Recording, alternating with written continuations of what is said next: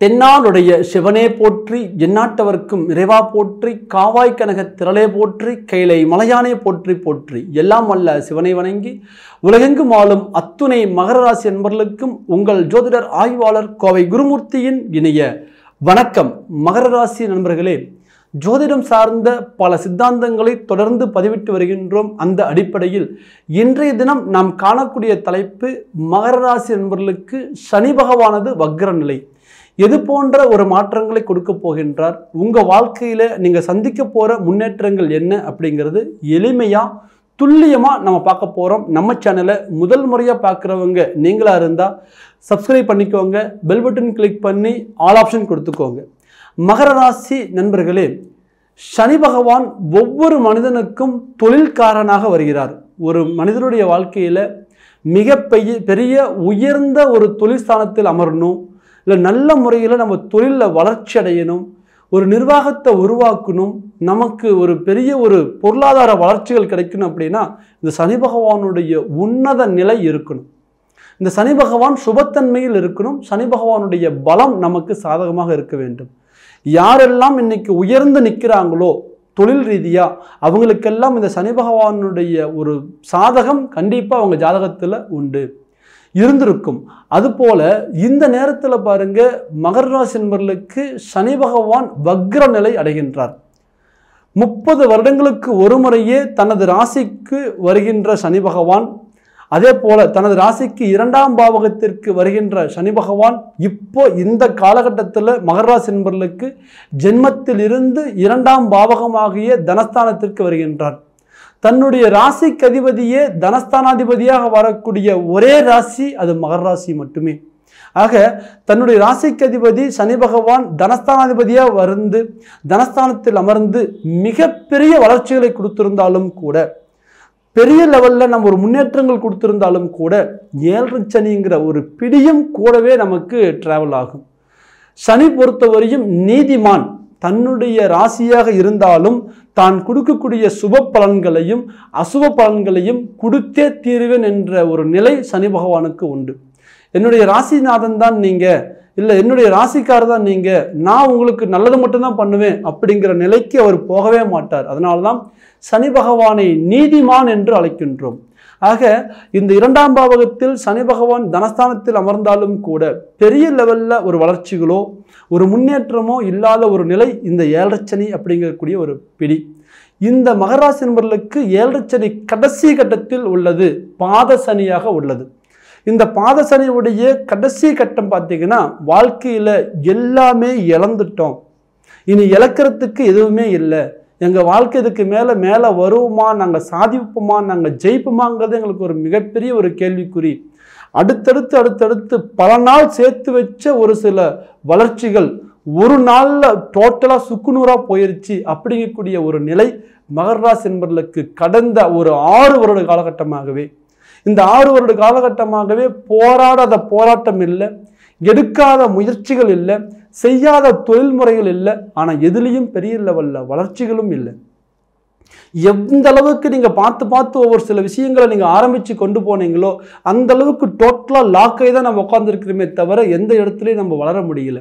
அடுத்தடுத்து பிரச்சனைக்கு மேலே பிரச்சனை, பட்டக்காலில் படும் கெட்டக்கூடிய கெடுமுங்கிற மாதிரி தொடர்ந்து பிரச்சனைகளாகவே போயிட்டுருக்கு. வாழ்க்கையில் ஒரு மாற்றம் கிடைக்குமா, நம்ம சாதிப்போமா, 4 பேருக்கு முன்னாடி நல்ல கௌரவமாக வந்துடுவோமா, பல நாள் சேர்த்து வச்சிருந்த ஒரு மதிப்பு மரியாதையை நம்ம மீண்டும் இழந்துருவோமா, இழந்ததையே நம்ம திரும்ப பெற முடியல, இனியே நமக்கு ஒரு அடுத்த ஒரு பாதிப்புகள் வந்துருமா, இந்த சனி பகவான் முடிவு காலகட்டத்தில் நமக்கு என்ன கொடுக்க போகிறாரோ, இல்லை எந்த மாதிரி ஒரு சில தொந்தரவுகளை நமக்கு கொடுக்க போகிறாருங்கிற ஒரு பதட்டத்தில் இருந்தவங்களுக்கு 100% சனி பகவான் கொடுத்த ஒரு பலன் என்னன்னு கேட்டிங்கன்னா, கெடுக்கக்கூடிய சனி பகவானே கொடுக்கக்கூடிய இடத்திற்கு வருகிறார்.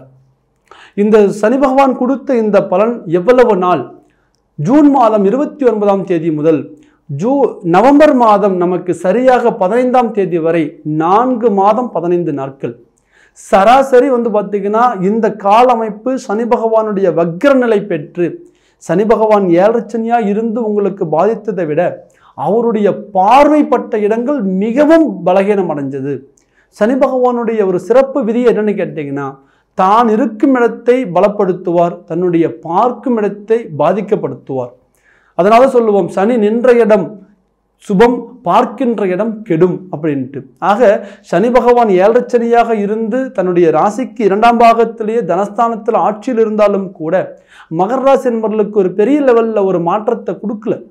அதை தாண்டி பார்த்தீங்கன்னா அவர் என்னதான் தன்னுடைய ராசிநாதனுக்கு ஒரு பெரிய லெவலில் ஒரு மாற்றத்தை கொடுக்கணும், ஒரு வளர்ச்சியை கொடுக்கணும்னு நினைச்சாலும் கூட அவருடைய நேச்சர், இயற்கையான குணமே பார்க்கின்ற இடத்தை கெடுக்கணுங்கிறது விதி. ஆக அவருடைய பார்வை பெற்ற இடங்கள் எல்லாம் மிகப்பெரிய லெவலில் பாதிப்படைஞ்சது. தான் இருக்கும் இடத்திலிருந்து 4ஆம் பாவகத்தையும், தான் இருக்கும் இடத்திலிருந்து 8ஆம் பாவகத்தையும், தான் இருக்கும் இடத்திலிருந்து 11ஆம் பாவகத்தையும் அவர் பார்க்கின்றார். உங்கள் ராசிக்கு 4, 8, 11ஆம் பாவகம் இப்போ இந்த நேரத்தில் பெரிய லெவலில் பாதிப்புக்குள்ளே இருக்குது. ஆக சனி பகவானுடைய நிலை பாருங்க, அவர் நல்லதே பண்ணணும்னு நினைச்சாலும் கூட அவரால் நல்லது பண்ண முடியாத ஒரு நிலை, தர்ம சங்கடமான ஒரு சூழ்நிலைக்கு தள்ளப்பட்டு தன்னுடைய குழந்தையே தன் கண்ணு முன்னாடி கஷ்டப்படுதேங்கிற ஒரு நிலை தான் சனி பகவானுடைய நிலை. இதனால் மகர ராசி நண்பர்கள் வெளியே சொல்லவும் முடியல, மனசுக்குள்ளே வச்சுக்கவும் முடியல. ஒரு மிகப்பெரிய ஒரு போராட்டமான ஒரு காலகட்டம் கடந்த காலகட்டத்தில். இந்த நிலை மாறக்கூடிய ஒரு வாய்ப்பு இந்த சனி பகவானுடைய வக்ரத்தினால் கிடைக்கின்றது.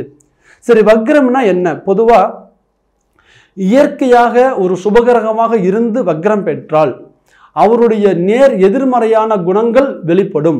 சுபகிரகம் வக்ரம் பெறும் பொழுது பாவ பலனை கொடுப்பார்.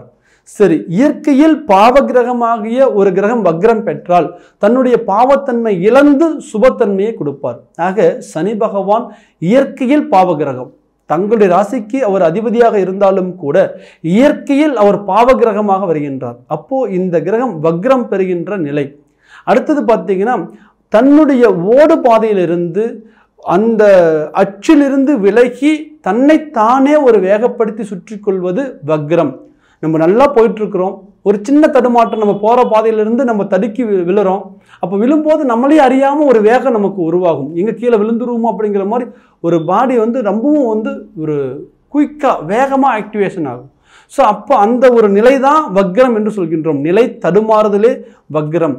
அந்த ஓடு பாதையிலிருந்து விலகி சனி பகவானுடைய இயற்கையான மந்த குணம் மாறி ஒரு வேக சுழற்சிகள் இப்போ உருவாகும். இந்த நிலை 4.5 மாதம் உங்களுக்கு. சரியா அந்த 4.5 மாதம் முழுமையாக பயன்படுத்தும் பொழுது மகர ராசி நண்பர்களுக்கு வாழ்க்கையில் மிகப்பெரிய ஒரு மாற்றங்களை உருவாக்கி நீங்கள் மேலே வரக்கூடிய ஒரு வாய்ப்புகள் அமையும். அதே போல் சனி பகவான் பாருங்க 7 சனியாக இருந்து பாதிக்கப்படுத்தினது போதாமே அவரது பார்வையால் பட்ட இடங்கள் எல்லாம் மிகப்பெரிய ஒரு சில பாதிப்புகள் உள்ளாச்சு. அவருடைய 3ஆம் பார்வையாக 4ஆம் பாவகத்தை பார்க்கின்றார், உங்களுடைய ராசிக்கு 4ஆம் பாவகத்தை. அப்போ மண், மனை, பொன், பொருள், மகர ராசி நண்பர்கள் பல நாளாக சேர்த்து வச்சிருந்த சொத்துக்கள் கூட இந்த 5-6 வருஷத்துல இழந்துட்டீங்க. பெரிய லெவலில் நம்ம காப்பாற்றி நம்ம கொண்டு வந்திருந்த சொத்துக்கள், இதுவரையும் பாரம்பரியமாக வந்த ஒரு பூர்வீக சொத்துக்கள் விரையும். மண்மனை சேர்க்கை பெரிய லெவலில் நம்ம பண்ணவே முடியல, தொட்டது எல்லாமே தோல்வியிலே தான் போய் முடிஞ்சது. பூமி மேலே ஒரு பணத்தை போட்டோம், லாக் ஆயிடுச்சு, பெரிய லெவலில் அது விருத்தி ஆகலை. வீடு கட்டலான்னு ஆரம்பித்தோம், ஆனால் அது பாதியிலே நிற்குது, அதுவும் முழுமையாக போய் முடியல. அதே நேரத்தில் தன்னுடைய தாய் பெரிய லெவலில் பாதிக்கப்பட்டுட்டாங்க, உடல் ரீதியாக மன ரீதியாக பாதிக்கப்பட்டுட்டாங்க. இன்னைக்கு அவங்களுக்கும் நல்ல ஒரு ஆரோக்கிய நிலை இல்லை, தாய் வழி சொந்தங்கள் பெரிய லெவலில் நமக்கு சாதகமாக இல்லை. இப்படிங்கக்கூடிய ஒரு நிலை மகர ராசி நண்பர்களுக்கு கடந்த காலகட்டத்தில். இந்த நிலை மாறுமா? கண்டிப்பாக மாறும். இழந்ததை மீண்டும் திரும்ப பெறுவீங்க.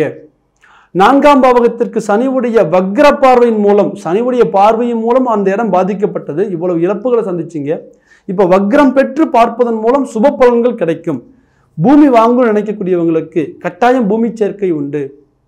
அதே மாதிரி பூமி வாங்கணும், ஆனால் அதில் சிக்கல் இருக்குது, வில்லங்கங்கள் இருக்குது, அப்படிங்கிற நிலையில் இருக்குது. நம்ம ஏன் அதில் பொருள் போட்டோம், பணம் போட்டோன்னே நாங்கள் தெரியலைங்க, எல்லாமே இழந்து தான் அதில் பணத்தை போட்டோம். ஆனால் இன்றைக்கி எங்களுக்கு அந்த பணமும் வரல, இடமும் வரல, கடன் தான் எங்களுக்கு பெரிய லெவலில் தலைக்கு மேலே ஏறி நிற்குது. கண்டிப்பாக அந்த பூமி உங்களுக்கு சேரும். அதில் இருக்கிற வில்லங்கங்கள் அழகாக சரியாகும். அதே மாதிரி ஒரு பெரிய லெவலில் ஒரு வீடு கட்டணும்னு நாங்கள் நினச்சோம், பல நாள் லட்சியம், அடுத்தடுத்து சுபகாரியங்கள் இருக்குது, நம்ம இந்த நேரத்தில் வீடு கட்டிடலாம் நல்லதுன்னு நினச்சி ஆரம்பித்தோம், அந்த வீடு தடங்கள், அதனாலேயே குடும்பத்தில் வேறு எந்த காரியமும் பண்ண முடியலை, எல்லாமே தடங்களாய் நிற்கிது. அப்படி நினைக்கக்கூடியவங்களுக்கு அந்த வீடும் அமையும், அதனால் நடக்கக்கூடிய சுபகாரியங்களும் நடக்கும். தாய் வழி உறவுகள் பாதிப்புகள் ஆயிருச்சு அப்படி நினைக்கக்கூடியவங்களுக்கு பாதிப்புகள் விலகும். தாய்க்கு நல்ல ஆரோக்கியம் கிடைச்சா போதும், தொடர்ந்து அவங்களுக்கு மெடிசன் எடுத்துக்கிறாங்க, ஆனால் அவங்களுக்கு உடம்பு ரெக்கவரி ஆகவே இல்லை, ஏதோ ஒரு வகையில் அவங்க பாதிக்கப்பட்டுட்டாங்க அப்படி நினைக்கக்கூடியவங்களுக்கு கண்டிப்பாக அவங்களுடைய உடல் ஆரோக்கியம் பலப்படும்.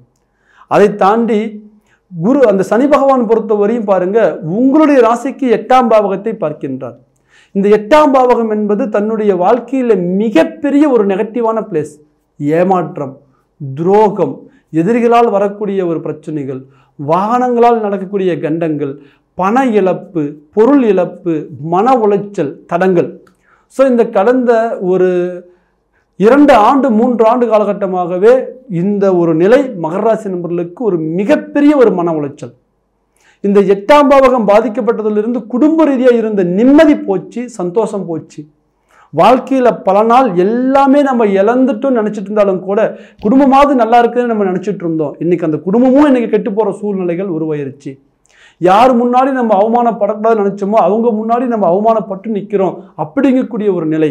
கணவன் மனைவி உறவு முறைகளுக்குள்ள புரிதல் இல்லை, குடும்ப ரீதியாக நல்ல இணக்கம் இல்லை, பிள்ளைகளுக்கும் நமக்குமே நல்ல ஒரு இணக்கம் இல்லை.